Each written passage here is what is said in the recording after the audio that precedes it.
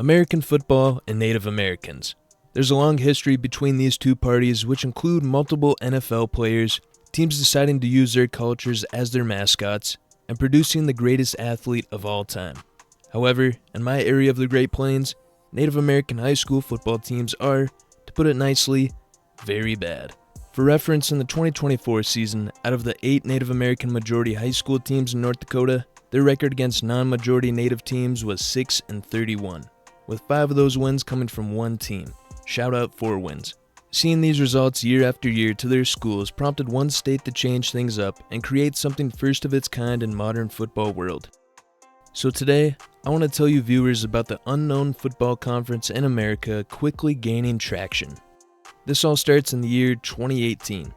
After being outmatched and outsized seemingly every football season, representatives from the Lower Burrell High School and the Lower Burrell Indian Reservation decided to come up with a plan to form their own league. Through the assistance and the approval of the South Dakota High School Activities Association, the proposal made it through and the league became the real deal.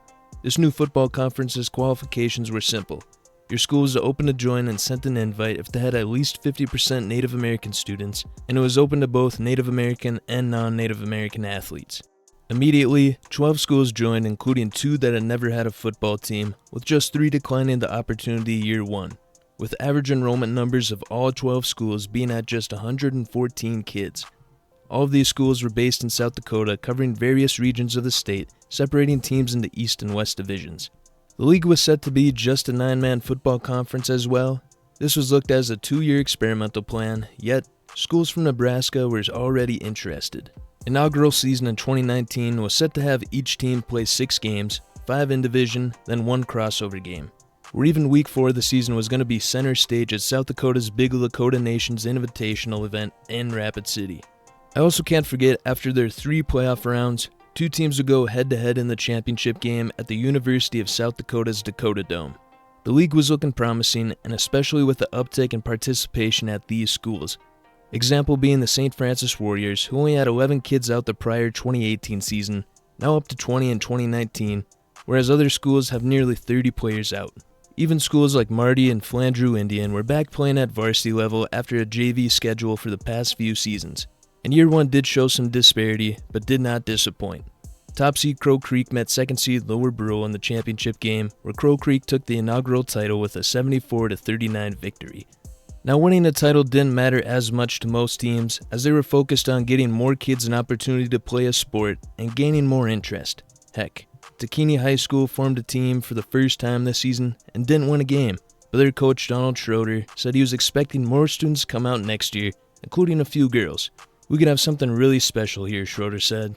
Year 2 in 2020 moved to the expansion phase.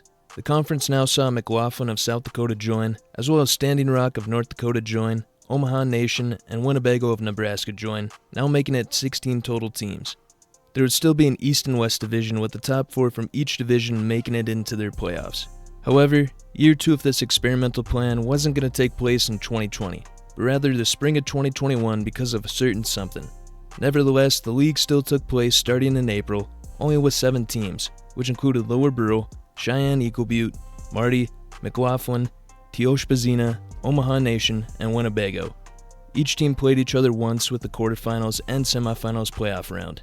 Teoshpazina ended up taking the title on a rainy day at a substitute site in Mitchell, convincingly so, a 38-8 win over Winnebago, which gave Teospa their first ever state title in the sport of football. The fall of 2021, the conference got back on track with a full 8-game regular season, and another expansion took place. Now joining the conference was Pine Ridge and Todd County of South Dakota, making it a total of 18 teams now. Side note, Pine Ridge's nickname is the Thorpes. I kinda like it. The conference also made the logical move of separating teams by size.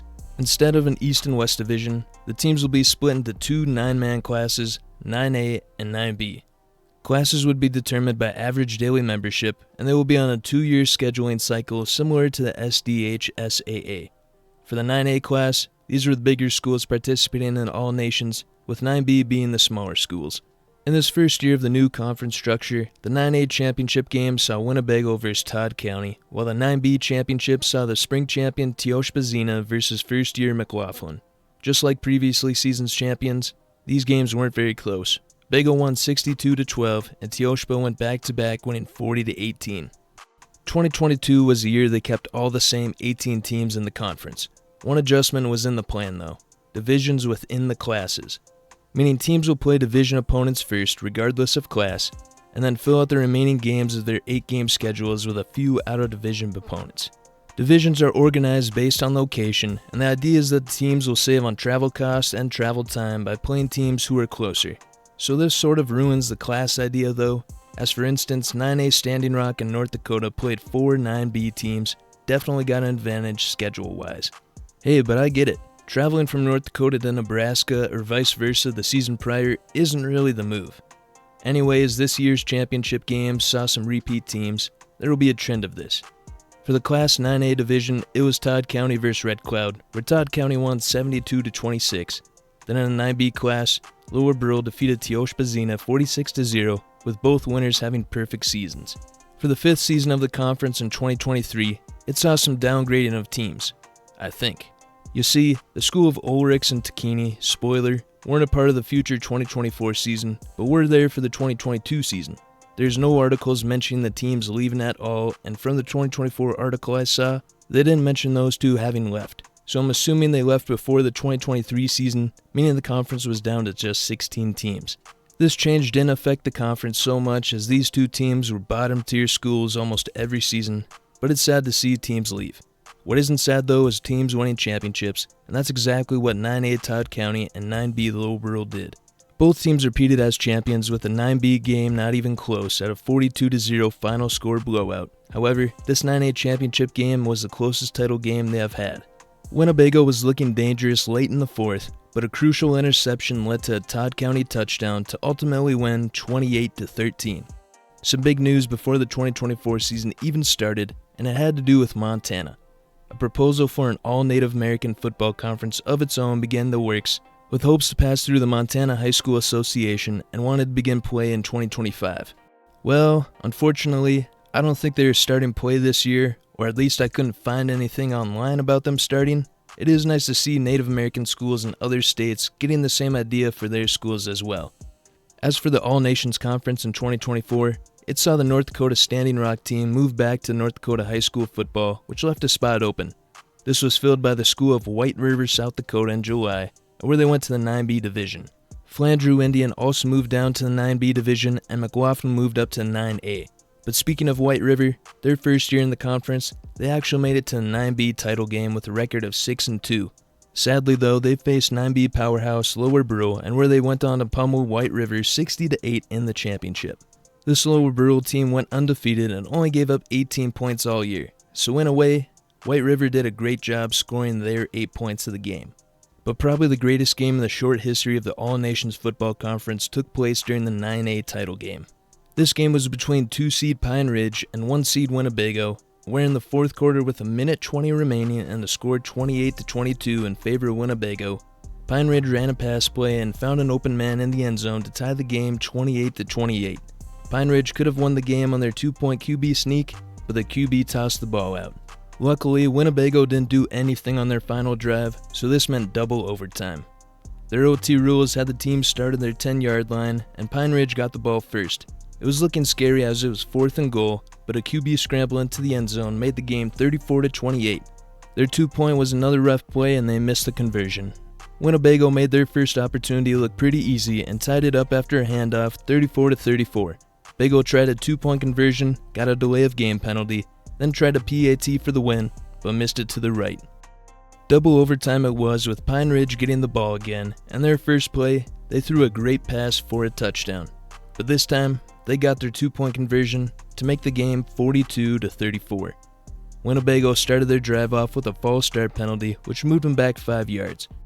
But their second play after a failed rushing attempt was a 14-yard touchdown run, leading to a 42-40 ball game. Then, this happened. Indeed, this fire. Oh boy, did it corner. It is Oh, stop! they got him! It is They short! got him!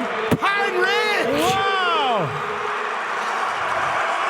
We got history, folks. Yeah. Pine Ridge Thorps. Did we talk? Pine Ridge won 42-40 in the best game of the conference. Just crazy. The All Nations Football Conference has been quite kept secret these past 6 years. It's brought many students and communities together over the bond of football, and that's a great thing. So I hope you viewers learned a little something today about football in the Great Plains region. If you wouldn't mind hitting the like button, the subscribe button, and hitting the bell notifications. Thank you.